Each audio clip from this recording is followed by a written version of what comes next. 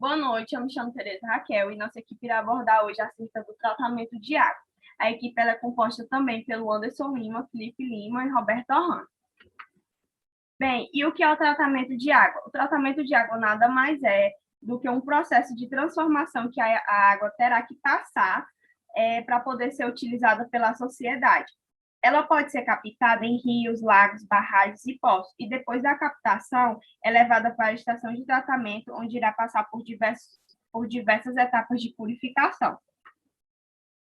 E o que significa a sigla ETA, né?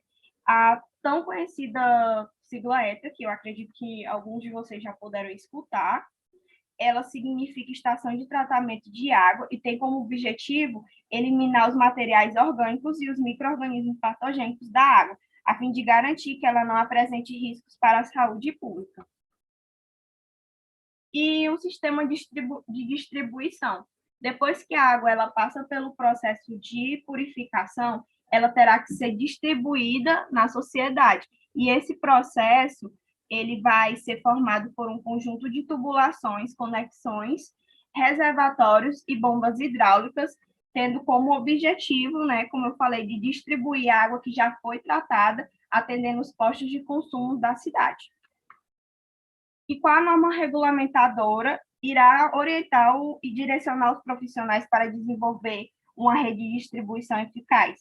A NBR 2218 é a norma que rege a regulamentação de projetos de distribuição para abastecimento público, onde nela irá definir como rede de distribuição uma parte de sistema de abastecimento formada por tubulações e órgãos acessórios destinados a colocar água potável à disposição dos consumidores de forma contínua em quantidade e pressão recomendada. Boa noite, meu nome é Felipe. Eu vou dar continuidade ao nosso trabalho sobre tratamento de água e vou falar um pouco sobre como funciona o tratamento de água e os processos a serem realizados para um tratamento de água com qualidade.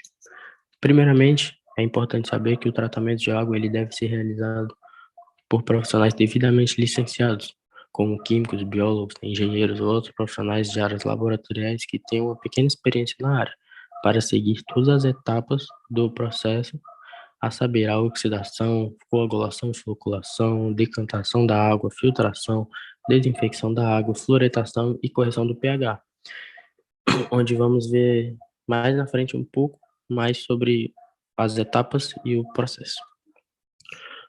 Falando sobre o processo de tratamento de água, a realização de um processo de tratamento de água, desde a captação até a reservação dela, é fundamental, principalmente para a saúde da população, porque a água que vem dos mananciais, ela está contaminada por vírus, bactérias e impurezas capazes de disseminar inúmeras doenças que vão desde a cólera até a gastroenterite.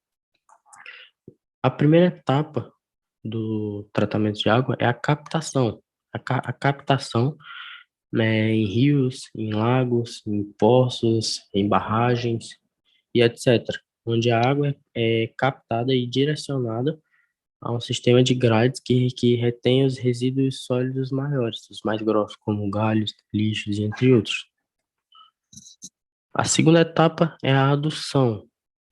Após a água ser captada nas fontes, a água agora ela é conduzida por meio de bombas adutoras, por isso o nome adução, até um local de tratamento de água, ou seja, a estação de tratamento de água. A terceira etapa é a coagulação. Na água tem várias impurezas presentes, e essas impurezas, por muitas vezes, são pequenas e leves demais para sedimentar, então elas permanecem suspensas. Assim, para tornar essas partículas mais pesadas, é adicionado alguns produtos químicos. Um exemplo deles é o sulfato de alumínio, que ele promove a união desses elementos impuros. A quarta etapa é a floculação, onde após a adição do coagulante, a água ela é submetida constantemente a uma estação mecânica, para que as impurezas elas formem flocos maiores e mais pesados. Nesse processo, o coagulante é dispersado mais facilmente. Em seguida, o agitador ele continua lentamente para promover a união das partículas e a formação de flocos. A quinta etapa é a decantação. Nos tanques de decantação, os flocos de impureza que foram formados na etapa anterior, eles afundam e são separados do restante do líquido mais limpo. No fundo, eles formam um lodo, que será posteriormente removido e descartado em aterros sanitários. A sexta etapa é a filtragem, onde, após esses outros processos já citados, a água ela é agora filtrada por meio de areia grossa, areia fina, cascalho, pedregulho e carvão. Ah, mas por que esses materiais? Bem, esses materiais ele têm um alto potencial de reter os flocos que não decantaram, além da completa remoção de outros resíduos menores que não são possíveis ver a olho nu.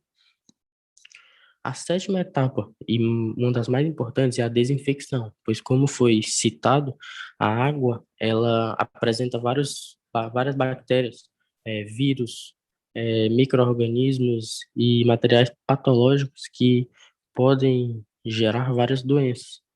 E por isso tem esse processo de desinfecção, onde é adicionado alguns produtos químicos, como cloro, o ozônio e o flúor, para eliminação desses micro-organismos. A oitava etapa é a reservação, onde, após concluído todos esses outros 7 processos, a água agora é armazenada nos reservatórios espalhados por toda a cidade e começa um outro processo, que é de distribuição de água para toda a população. Esse processo garante que o abastecimento para todas as pessoas ocorra de forma regular. Agora eu vou passar a voz para a Roberta, onde ela dará continuidade ao nosso trabalho. Bem, falando um pouquinho agora sobre os tipos de redes de distribuição, ela é o sistema de tubos e acessórios instalados na via pública ou em terrenos da entidade distribuidora para o serviço de abastecimento de água potável. Podem ser classificadas de acordo com o traçado, segundo a alimentação dos reservatórios, de acordo com a água distribuída pelas zonas de pressão ou de acordo com o número de condutos distribuidores na mesma rua. O mais comum é a classificação por meio dos traçados dos condutos, que quer dizer as posições em que estão constituídos os segmentos da tubulação. De acordo com a ocupação da área e as características dos arruamentos, os traçados podem ser classificados como ramificada, malhada ou mistas. As redes ramificadas, há um duto principal, e a partir desse duto principal, há os dutos que se ramificam. O duto principal, geralmente, é a canalização principal, é a que possui maior diâmetro, e dessa principal vai ser distribuída a água para as canalizações secundárias. Isso é chamado de escoamento unidirecional. A rede ramificada ela tem essa característica. Só um percurso possível, que vai de qualquer ponto da rede para os reservatórios das comunidades. As vantagens dessa rede são: o investimento é menor, os diâmetros das tubagens são mais econômicos, os cálculos de determinações das condições de funcionamento hidráulico são mais simples que nas malhadas, que é as redes que nós vamos ver posteriormente, e algumas desvantagens. Devido às baixas velocidades do escoamento, a rede ramificada ela tem tendência a acumular sedimentos nos pontos terminais da rede. Uma desvantagem, né? Porque se está acumulando sedimento, com certeza vai ter algum entupimento ali naquele duto. E também pelo fato do escoamento ser unidirecional, em casos de avarias, que são danos, prejuízos, interrompe-se todo o fornecimento de água à jusante. A jusante é posterior ao prejuízo.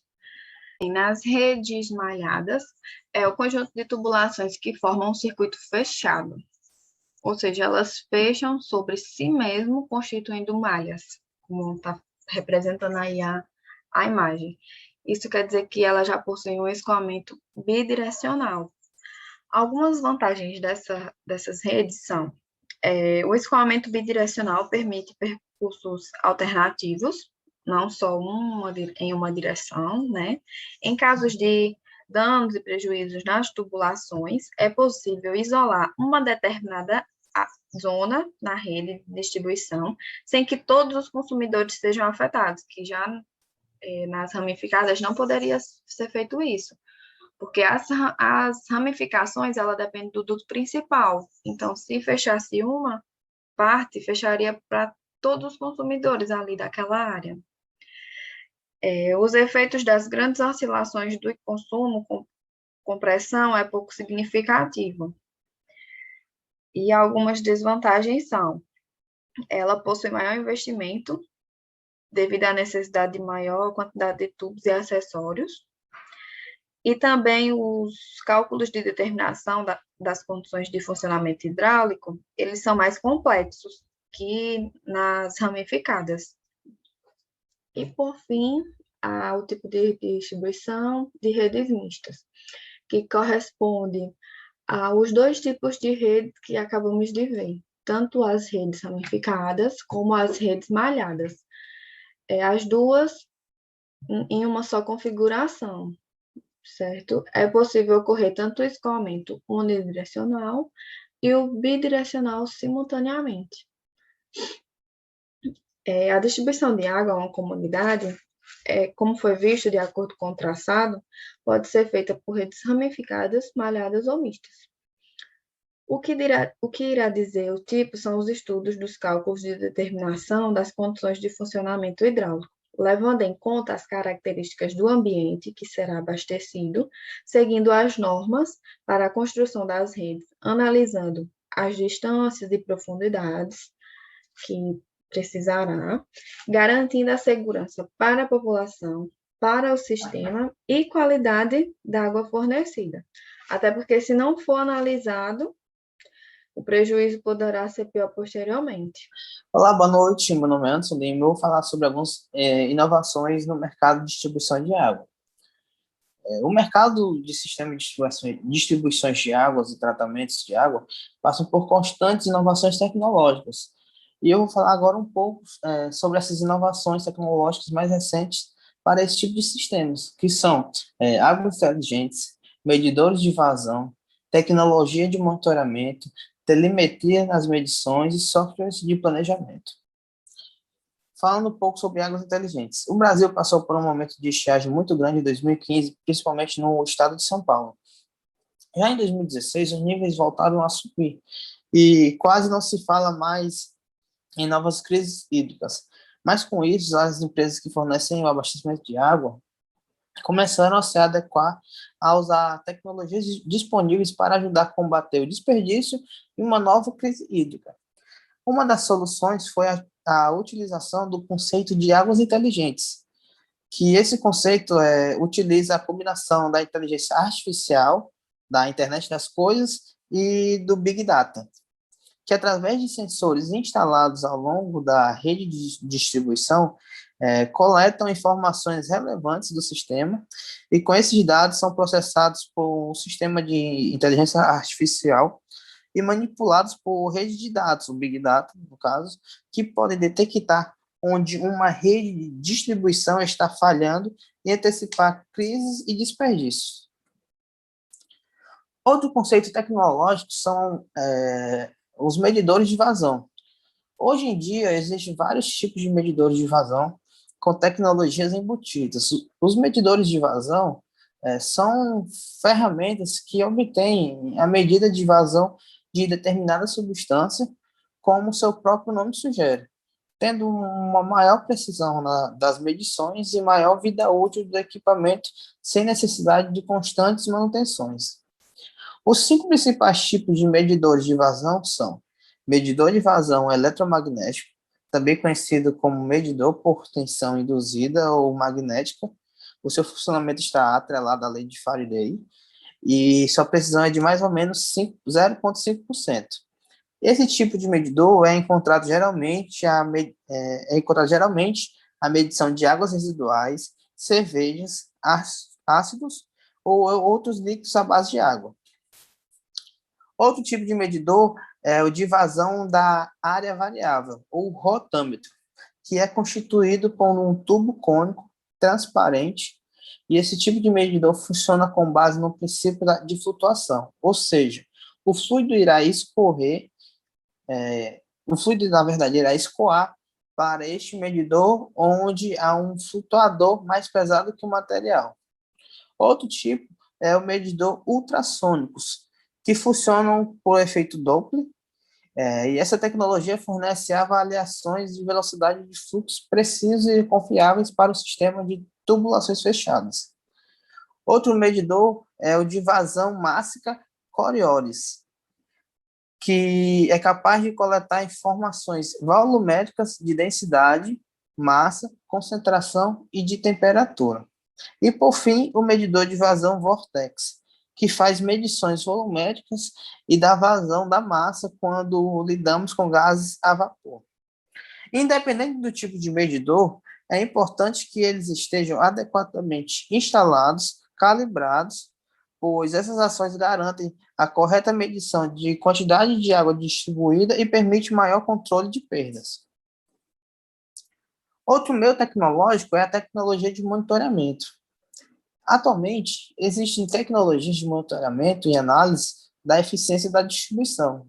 Esses sistemas permitem detectar em tempo real qualquer não conformidade no funcionamento na rede e abastecimento, como variações na pressão, vazamentos, desabastecimentos e entre outras variáveis que geram perdas de água. Esses softwares funcionam geralmente com dados reais da empresa, com o objetivo principal de detectar anomalias antes que maiores problemas efetivamente ocorram, garantindo melhor gestão de recursos. Outra inovação tecnológica é a telemetria nas medições. Já existe o uso de telemetria por parte de algumas concessionárias de água e esgoto pelo país. Um exemplo é o uso de hidrômetro digital, que permite a leitura remota através de radiofrequência. E o uso dessa tecnologia garante praticidade ao leiturista e a cobrança correta do consumo, visto que existem muitos locais que impossibilitam acesso aos hidrômetros. Outro conceito tecnológico são softwares de planejamento. No mercado atual, existem diversos tipos de softwares que auxiliam no planejamento de soluções para os sistemas de distribuição, e esses programas ajudam nas análises de projetos e simulações e otimizações de sistemas. O planejamento e simulação de um projeto pode colaborar na medição, na redução de custos operacionais e melhorar a qualidade do serviço. Pesquisadores indicam que softwares desse tipo podem melhorar a gestão energética das empresas, pois hoje a energia elétrica é um dos maiores gastos que as empresas concessionárias de saneamento básico possuem. Então, nota-se que a tecnologia pode ser uma importante aliada, seja para minimizar os problemas ou para fornecer soluções que garantem os serviços aos consumidores. E assim, nós encerramos a nossa apresentação, agradecendo a presença de todos e ficando à disposição de dúvidas. Obrigado.